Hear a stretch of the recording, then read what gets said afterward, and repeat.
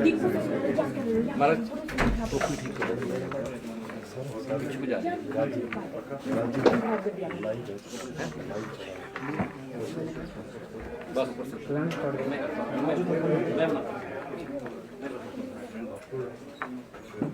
Ma'am live हो गया।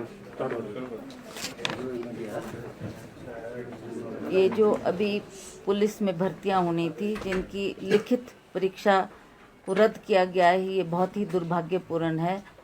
जिन बच्चों ने तैयारी की थी, जिन्होंने इस टेस्ट को क्लियर किया था, उनके मन में बहुत निराशा है। और जहां सरकार रोजगार देने की बात कर रही है और इस तरीके से ये बच्चों के भविष्य के साथ जो खिलवाड़ हुआ है, ये बहुत ही दुर्भाग्यपूर्ण है। अभी आप जानते हैं कि हाल में ही 1,87,000 बच्चों ने इसमें आवेदन किया था और एक एक बच्चे से 300 रुपये इसको भरने के लिए लिया गया। और जब ये बात सरकार के ध्यान में आई कि इस तरीके से पेपर लीक हुआ है, तो हम सरकार से ये भी पूछना चाहते हैं कि जब आपको पता लगता है कि ऐसी कोई हेरा फेरी हुई है या कोई ऐसा कुछ हुआ है, तो उसके बारे में क्यों जवाब नहीं दे रही सरकार? ये सबसे बड़ा प्रश्न है। और ना ही इसकी छानबीन करने के बारे में कोई आदेश सरकार ने दिए हैं। और मुझे दुख है इस बात का कि जो बच्चे रात दिन मेहनत करते हैं और वो चाहते हैं कि कहीं भी हमारे को रोज़गार की कोई संभावना नहीं नज़र आती, तो कोई देखते हैं कि जी पुलिस में भर्ती होने जा रही है, लोग हमारे पास भी सिफारिश करने आते हैं कि भाई हमारी मदद कर दो, हम बहुत गरीब परिवार से हैं, हमारे पास कोई भविष्य हमारे को नज़र नहीं आता, हमारे घर से कोई भी रोज़गार में नहीं है। तो उन बच्चों ने इसमें आवेदन भरा था और उनके परिवार को एक आशा थी कि आने वाले समय में हमारे बच्चों की अपनी योग्यता के मुताबिक उनको ये भर्ती जो हो रही थी उसमें कंसिडर किया जाएगा और वो टेस्ट क्लियर करके पास होकर वो नौकरी में लगेंगे। पर जो ये हुआ है वो बहुत ही दुर्भाग्यपूर्ण है और हम चाहते हैं कि सरकार इसकी छानबीन करे। जिन्होंने ये पेपर लीक किया उसके ऊपर सख्त से सख्त कार्रवाई होनी चाहिए और भविष्य में इस तरीके से बच्चों के भविष्य के साथ खिलवाड़ नहीं होना चाहिए, ये मैं कहना चाहती हूँ। मैम, आपको नहीं लगता इससे पहले जीओटी का भी पेपर जो है वो भी लीक हुआ और उसका पुलिस का हुआ, इस तरह से कई ऐसे पेपर हैं जो लीक हो जाते हैं, कहीं ना कहीं सरकार की जिम्मेदारी बनती है पारदर्शिता से जो है वो पूरे बिल्कुल बिल्कुल ये मैं बोल भी चुकी हूँ और अब दोबारा इस बात को दोहराना चाहती हूँ कि सरकार का दायित्व बनता है कि अगर उनकी नोटिस अन्याय नहीं होना चाहिए, उनका ये सीधा सीधा निर्देश अपने अफसरों को रहता था और उनके कार्यकाल में नहीं मुझे लगता कि कोई ऐसी तो ये जब टेस्ट होते हैं और इसमें जो स्कैम हो रहे हैं वो जब तब से लेकर अब तक पिछले 1 महीने से कह रहे हैं कि केवल जांच हो, उसमें सफल नहीं हो पाए, पर फिर भी उन बच्चों की ये आशा थी कि कहीं ना कहीं हमको कंसिडर किया जाएगा, कहीं ना कहीं हमको नौकरी मिलेगी। पर इस तरीके का जो कांड हो रहे हैं, एक व्यक्ति के द्वारा ये जो पेपर लीक होने की बात हुई है, जब ऐसी बात सामने आती तो तुरंत गवर्नमेंट का इसमें एक्शन होना चाहिए और इस पे एक्शन लेकर उनको दंडित भी करना चाहिए कि आपने इस तरीके की कार्रवाई क्यों की, क्यों बच्चों के भविष्य के साथ ये खिलवाड़ किया जा रहा है। और ये कोई छोटा मामला नहीं, बहुत सीरियस मैटर है। तो I appeal to the government that it should be considered with sincerity and justice should be given to the children. Ma'am, आज आपका पहला दिन था ऑफिस में, कार्यकर्ताओं से भी मिले हैं, पार्टी पदाधिकारियों से भी मिले हैं, क्या कुछ निर्देश आपने दिए हैं किस तरह से संगठन को मजबूत करेंगे? मैं ये बात पार्टी के कार्यकर्ताओं से पहले भी कह चुकी हूँ और आज भी इस बात को मैंने दोहराया कि हम सब लोग एक होकर पार्टी के चुनाव को ध्यान में रखते हुए चाहे वो हमारे कॉरपोरेशन के चुनाव हों उसमें भी हम सफलता हासिल करें, उसके लिए भी एकजुट होकर सबको काम करना होगा। और उसी तरह से जो हमारे विधानसभा के चुनाव है जो कि हमारे लिए बहुत ही महत्वपूर्ण है, और मैं ये बात भी आपको दावे के साथ कह सकती हूँ कि हम इसमें बहुत कॉन्फिडेंट है कि अगली सरकार कांग्रेस की ही बनेगी। इसके कुछ कारण हैं, मैं कोई ऐसे हवा में बात नहीं कर रही, पर जिस तरीके से लोगों को निराशा हुई है, जिस तरीके से लोगों ने एक बड़ी उम्मीद से इस पार्टी को पावर में लाया था और ये वो उम्मीद करते थे कि मोदी जी हमारे प्राइम मिनिस्टर हैं और मोदी जी के द्वारा बहुत से आश्वासन लोगों को दिए गए। आप सब जानते हैं कि उन्होंने बार बार रोजगार देने की बात कही।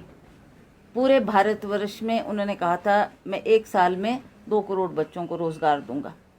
मेरे को लगता है अब 7 साल हो गए, 7 साल में 14 करोड़ बच्चों को रोजगार उपलब्ध हो जाना चाहिए था, जो कि अभी 0 के मुताबिक है। कोई बड़ा भारी बच्चों को रोजगार देने के लिए उन्होंने कोई ऐसी कोई स्टेप्स, इम्पोर्टेंट स्टेप्स नहीं उठाए। और उसी तरह से जो महंगाई की बात है, मैं दोबारा स्ट्रेस करूंगी क्योंकि ये एक बर्निंग इशू है।